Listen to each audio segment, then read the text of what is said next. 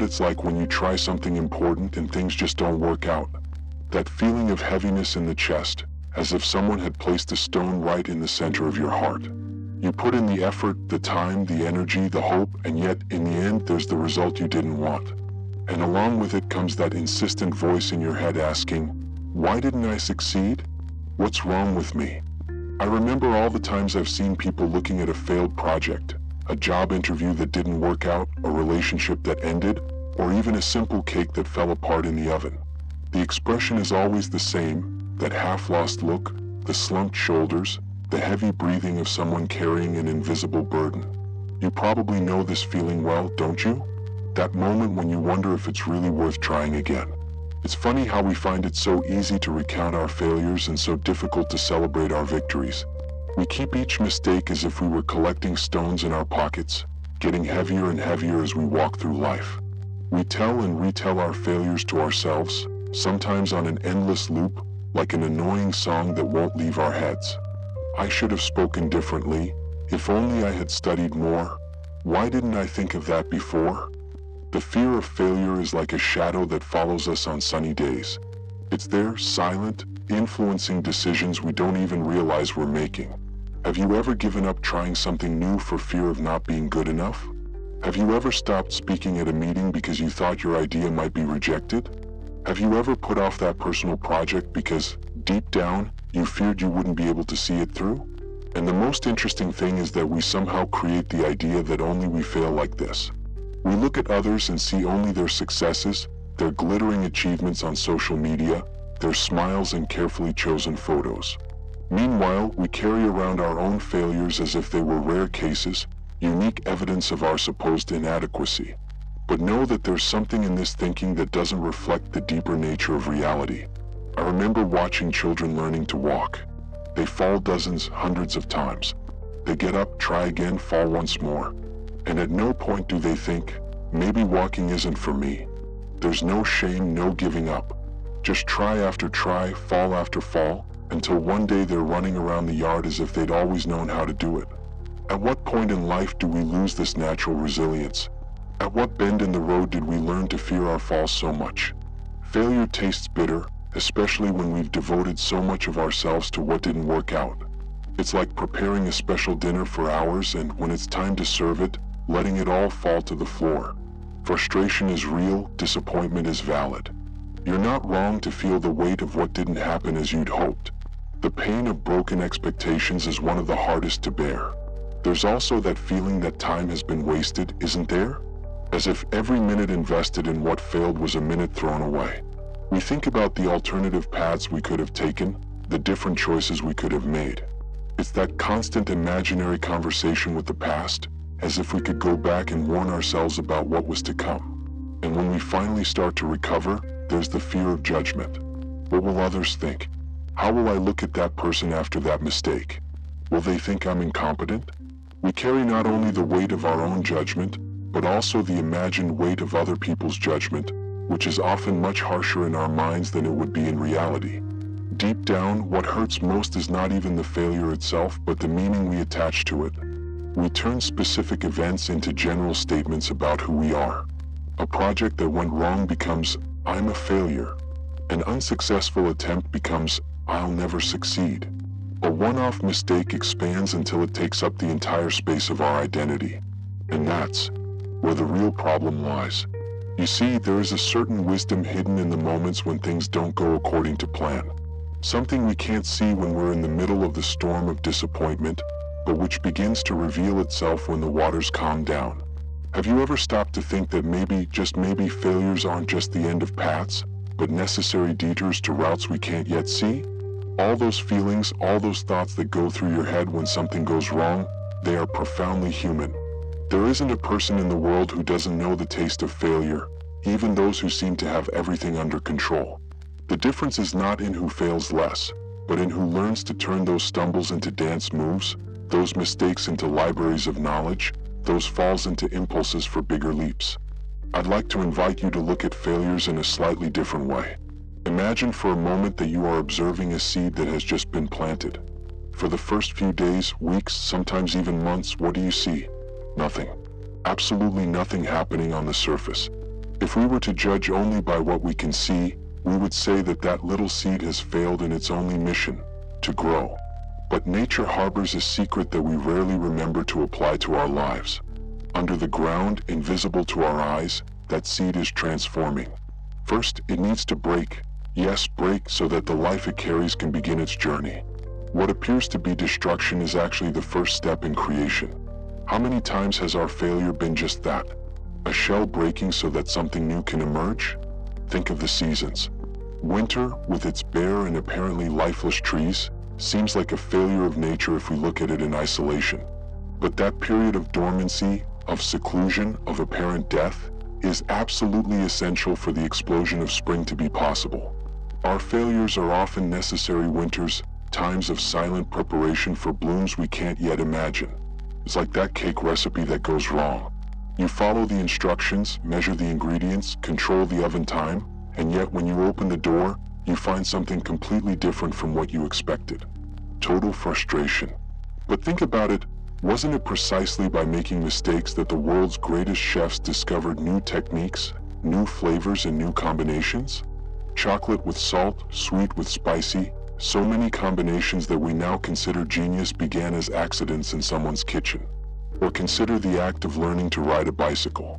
It's literally impossible to learn without falling off. Every fall brings valuable information about balance, about speed, about how to turn without tipping over. If a child gave up at the first, second, or 10th fall, no one would ever cycle around the neighborhood. Failure isn't the opposite of success in this case. It's the necessary path to reach it. Just like the tightrope walker who falls several times before mastering the tightrope. Each fall teaches us exactly what not to do on the next attempt. There's a story about Thomas Edison that illustrates this idea well.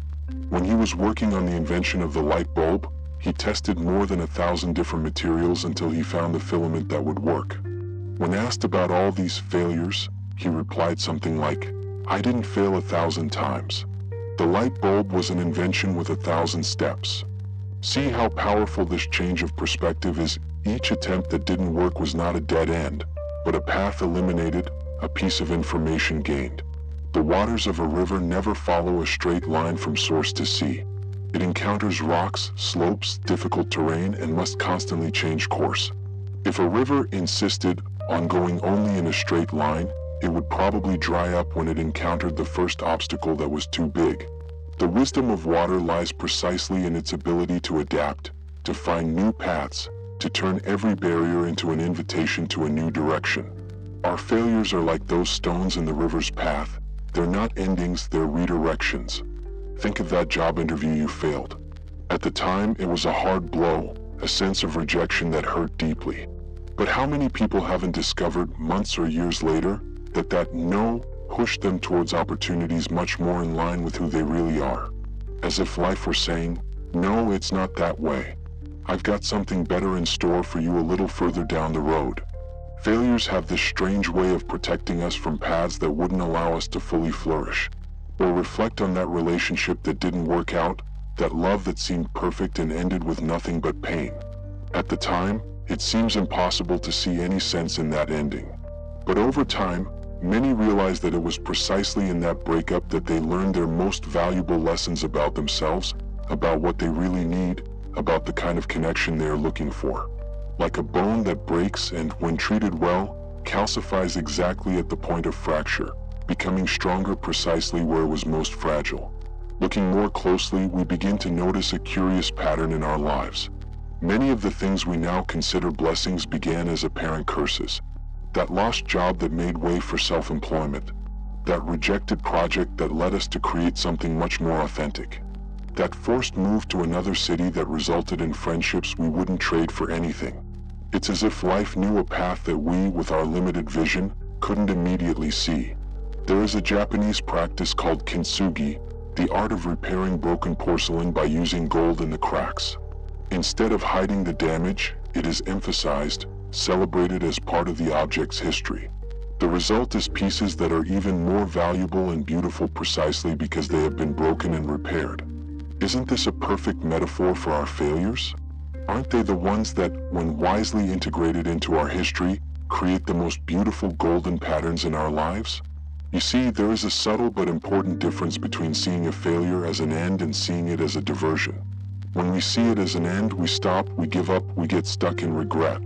When we see it as a diversion, we keep moving, we adjust the route, we remain open to what may arise. It's like when you're driving and you come across a blocked road, you don't turn off the car and stand still forever. You find an alternative route, which sometimes turns out to be more beautiful or more interesting than the one you had planned. The truth that few people tell us is that failure is never a terminal station. It's always a transfer point. A place where we leave behind certain plans, certain expectations, certain attachments, and embark in unexpected directions. If we look back on our lives, how many of the best things that have happened to us didn't come precisely after something that, at the time, we considered a major failure? It's as if every no we receive from life is a redirection towards a much bigger yes that we couldn't yet imagine. So how can we begin to turn our failures into stepping stones for growth? The first step, perhaps the most difficult, is to separate the event from our personal value.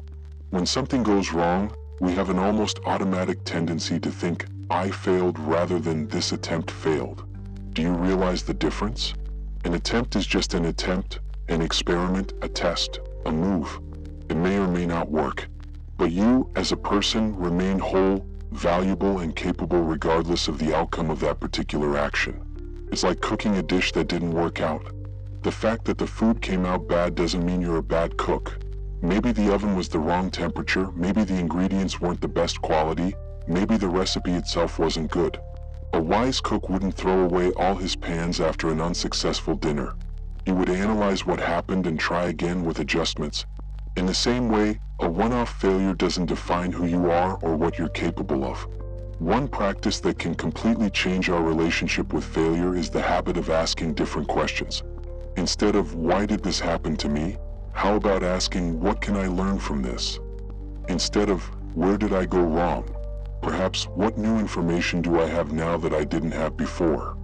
Instead of, how could I have been so foolish? How about, what part of me can I strengthen from this experience? The questions we ask direct our attention and, consequently, our discoveries. Remember that story about the Chinese farmer? When his horse ran away, the neighbors said, "What bad luck?" He replied, "Maybe." The horse returned a few days later, bringing wild horses with it. "What luck?" said the neighbors. "Maybe," replied the farmer. His son tried to tame one of the wild horses, fell and broke his leg. "What bad luck?" the neighbors exclaimed. "Maybe," said the man. Soon afterwards, the army went round recruiting young men for the war, but they didn't take his son because of his broken leg. History teaches us something valuable. We never really know if something is good or bad in the grand scheme of things. One powerful discovery we can make is that failure is rarely as catastrophic as our minds paint it. Our imagination has a special talent for amplifying negative consequences, doesn't it? We think that if we fail at a presentation at work, our career will be ruined forever. That if we end a relationship, we'll never find love again. That if a business deal goes wrong, we'll be condemned to perpetual financial ruin. In practice, life has a surprising elasticity. It continues, adapts, renews itself much more quickly than we think. Another important transformation comes when we start to see failure as a given, not an exception. Think about it. Anything new, challenging, or significant that we try carries with it the possibility of failure. It's mathematically impossible to take a risk without exposing yourself to the chance that it won't work out. When we accept this as a natural part of the process, not as a terrible accident, but as an expected component of the journey, our relationship with setbacks changes completely. They stop being devastating surprises and become predictable milestones along the way. A simple practice that can make all the difference is to share our stories of failure with people we trust. There's something liberating about saying out loud, "I tried that and it didn't work." Firstly, because we demystify failure, bringing it out of the shadows. Secondly, because we often discover that we're not alone. Other people have gone through similar experiences and survived. And thirdly, because by telling our story, we often see angles and learnings that we didn't realize when we were immersed in the situation. There is also a powerful exercise in imagining your future self, looking at your current failure. How will you see this moment in 5 years' time? What parts of this experience will still be relevant? What lessons will have remained? What new opportunities will have arisen as a result of this apparent dead end? This time perspective helps us to get out of the immediate drama and see failure as just one chapter, not the whole book of our lives. A fundamental change in the way we deal with failure is to develop what some researchers call a growth mindset, the belief that our abilities are not fixed, but can be developed through dedication and work. When we see intelligence, talent, or ability as characteristics that can grow rather than immutable traits, failure changes its meaning. Instead of being proof of our limitations, it becomes an indicator of where we need to focus our efforts to grow. Something we rarely realize is how our failures connect us more deeply with other people. Think of the stories that touch us the most, the leaders we admire the most, the friends we feel most at home with. It's not those who present a facade of perfection, but those who share their vulnerabilities, their stumbles, their hard-learned lessons. There is an authenticity in failure that continuous victory can never offer. Our scars become bridges to truer connections. A daily practice that can transform our relationship with failure is the simple act of asking at the end of each day, what didn't work today and what did I learn from it? Not to ruminate on mistakes, but to actively extract the lessons they contain. This regular reflection transforms failure from an enemy into a teacher, from an obstacle into an opportunity. Like a child who falls while learning to walk, each tumble becomes a valuable piece of information about balance, about limits, about how to move better next time. Another powerful insight is to realize that failure often frees us from the tyranny of perfection. How many times have we stopped trying something for fear of not being perfect? How many projects, ideas, and relationships remain only in the imagination because we fear not living up to an idealized standard? When we experience failure and realize that we have survived, that the world is still turning, that we are still worthy of love and respect, a kind of freedom sets in. We can try without the crushing pressure to be flawless. Finally, one of the biggest transformations we can make is to see failure not as something that happens to us, but as something that happens for us. This subtle change of preposition changes everything. Failure stops being an enemy to be avoided and becomes a teacher to be listened to, a redirection to be considered, an invitation to look more deeply at what we really want and the paths that will take us there. Like waves that seem to take us away from the shore, but which, if we know how to navigate, can take us exactly where we need to go. Now let's talk about how to turn this understanding into real changes in your life. Remember that heavy feeling in your chest I mentioned at the beginning? That stone that seems to be crushing your heart when something important doesn't work out? The first thing to do is simply recognize that this pain is legitimate. Don't try to pretend that it doesn't hurt, that it doesn't matter. Allow yourself to feel the disappointment, the frustration, even the anger. These feelings need space to breathe before they can begin to transform. When you find yourself repeating that endless cycle of thoughts, I should have done it differently, where did I go wrong? How could I have been so foolish? Gently interrupt that flow. Not with judgment, but with curiosity. Ask yourself, what am I really learning by repeating this? Is there a lesson here that I haven't grasped yet? If the answer is no, perhaps it's time to say to yourself, I've understood what I needed from this failure. Now I can move on. For that paralyzing fear of trying again that we mentioned earlier, there is a simple but powerful antidote. Small steps. You don't have to immediately jump back to the same point where you fell. You can start with something smaller, more secure, that gradually rebuilds your confidence. If you tried to start a business and it didn't work out, perhaps start by selling on a small scale before investing all over again. If an important relationship ended, perhaps cultivate friendships and light connections before opening yourself up to another deep commitment. What about that tendency we have to compare ourselves to others, seeing only their successes while ruminating on our failures? The practice here is simple but requires awareness. Remember that you are comparing your backstage with the stage of others. Everyone has their struggles, their failures, their doubts, even those who seem to live perfect lives on social media. The next time you catch yourself in this unfair comparison, stop and say to yourself, this is just one part of their story, just as my failures are just one part of my story. That feeling of lost time can be especially painful. Months or years dedicated to something that didn't work out as expected. A course, a marriage, a job, a personal project. How do you get back that feeling that it was worth it? Start by identifying the skills, knowledge, or insights you've gained in the process. Perhaps you've learned to negotiate better, to understand your own needs, to be more patient, or even to recognize warning signs that you previously ignored. These gains are invisible but real and valuable. To deal with the fear of other people's judgment, that constant worry about what others will think of your failure, try this exercise. Ask yourself honestly how you would react if a close friend went through the same situation. Probably with empathy, understanding, and support, right?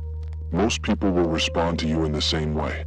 What about those who really judge and belittle? Well, they reveal more about themselves than they do about you. And when you realize that you're turning a specific event, "I screwed up on this project," into a statement about your identity, "I'm a failure," stop this logical leap immediately. Talk to yourself as you would to a child who is learning. You tried something difficult and it didn't work this time. That shows courage. What can we try differently next time? This change of internal language isn't just a psychological trick. It's a way of aligning your thoughts with the truer reality of the situation. Those moments when you find yourself looking back at the past, wondering what it would have been like if you had made different choices, these can be turned into learning exercises.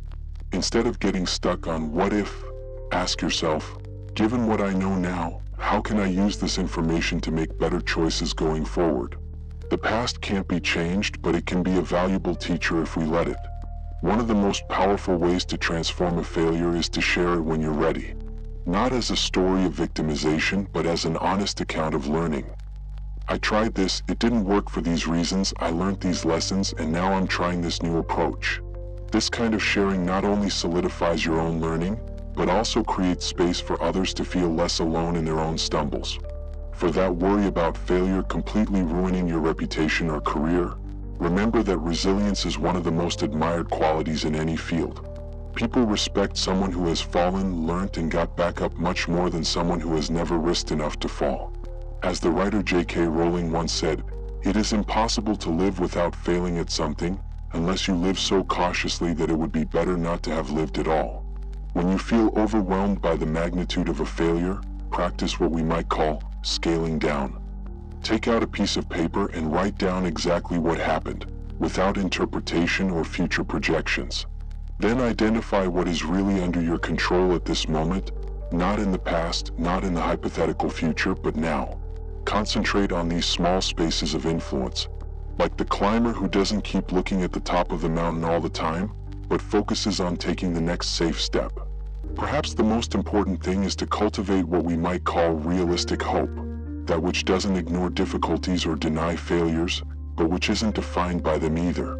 It's the profound realization that as long as there is life, there will be movement, possibility, and the opportunity to start again. Not because the universe owes it to you, but because the very nature of life is to continue, to adapt, to evolve. Like the grass that finds its way through cracked concrete, your ability to start again will always find a way to express itself, if you let it. You will fail again. So will I. All of us. This isn't a pessimistic prediction. It's a realistic acknowledgement that failure is part of life. But the next time you stumble, maybe you can remember this conversation. Maybe you can hear a gentle voice reminding you that this stumble doesn't define your entire path. That this fall is just one part of the larger dance of your life. And that maybe, just maybe, this apparent end of the road is actually an invitation to discover paths you never knew existed. We have now reached a point in our journey where we can bring all the threads together and see the complete pattern they form. We've talked about how failure makes us feel, about how we can see it from a new perspective, about the discoveries it brings us, and about practical ways to turn it into growth. When we put all these parts together, a simple but profound truth emerges. Failure is not the opposite of success. It is an integral part of it. Think of your life as one big tapestry being woven. Up close, you see every thread, every knot, every mistake in the pattern. Some threads seem to be in the wrong place. Some colors don't go together as you'd hoped. Some stitches look crooked or imperfect. These are your failures, your difficulties, your moments of doubt. But if you could take a few steps back and see the whole tapestry, the entire design of your life, you would realize that it is exactly these imperfect stitches that give your story texture, depth, and unique character. You have within you a wisdom that goes far beyond what you realize in moments of failure. It's that part of you that knows that a closed door often precedes the discovery of a much larger portal, that a headwind sometimes forces us to develop muscles we didn't even know we had, that unexpected detours often lead us to landscapes we would never have contemplated if we stayed on the planned path. This wisdom is always there, even when we can't access it temporarily. One of life's greatest ironies is that it is often precisely our failures, not our successes, that bring us closer to who we really are and what we came here to do. Easy success can keep us on the surface of things, following conventional paths, pleasing external expectations. It's failure that often forces us to stop, question, reflect deeply, and reconnect with our most essential values. Like a tree whose roots grow stronger and deeper just when they face the resistance of stony ground. I always remember that old story about the sculptor who, when asked how he could create such beautiful shapes from a simple block of marble, replied, "The sculpture is already there. I just remove what isn't part of it." In a way, failure works like that in our lives. It removes layers that aren't essential, expectations that don't belong to us, paths that don't honor who we truly are. With every no we receive from life, something more authentic has a chance to emerge. There is a strength in you that failures cannot diminish. In fact, they often strengthen it. It's that silent resilience that develops each time you fall and choose to get up again. That wisdom that grows with every plan that goes wrong and forces you to create a new one. That humanity that deepens with every wound you allow to turn into compassion, not bitterness. That strength comes not in spite of your failures, but through them. And there's something especially liberating about realizing that you don't have to be afraid of failure, because you've failed before and survived. You've faced disappointment and carried on. You've seen plans fall apart and still found the strength to create new ones. That's no small achievement. It's a treasure of confidence that you carry with you, even if you sometimes forget about it. Like a muscle that has developed through repeated use, your ability to turn failures into stepping stones is already built into you. The most inspiring stories we know aren't about people who never fell. They're about those who fell in spectacular ways and still found a way back. The writer whose first manuscript was rejected by dozens of publishers. The entrepreneur whose first company went completely bankrupt. The artist who was ridiculed before being celebrated. These aren't stories about perfection. They're stories about perseverance. And your story is being written like this too, with every attempt, every mistake, every fresh start. Know that there is a whole community of resilient failures around you, people who have realized that stumbles are part of the dance, not interruptions to it. Some of these people you know, others you are yet to meet. They all share that look of someone who has been to the bottom and discovered that there was also firm ground there to propel the leap. You are not alone on this journey of turning stumbling blocks into steps of evolution. We are all learning this art together. Looking ahead, I invite you to adopt what I call courageous curiosity in the face of future failures, because yes, they will come. Instead of shrinking back in fear or turning away in shame, imagine yourself meeting each new failure with a sincere question: what have you come to teach me? This stance doesn't eliminate the pain, but it adds to it a purpose, a direction, a possibility for transformation that the pain alone couldn't offer. There is a horizon always opening up in front of you, full of possibilities that you can't yet imagine. Many of these possibilities will only become visible precisely because of the paths that didn't work out, forcing you to look in new directions. Like the traveler who misses the planned train and therefore embarks on an unexpected journey that turns out to be the most significant experience of his life. His failures are not interruptions in the story, they are essential parts of the plot. As we close this reflection, I'd like to leave you with a truth that echoes throughout existence. A truth that great sages and simple gardeners know equally well. Nothing worth growing does so without resistance. The seed needs the darkness of the earth before it can seek the light. The butterfly needs to fight against the cocoon to strengthen its wings.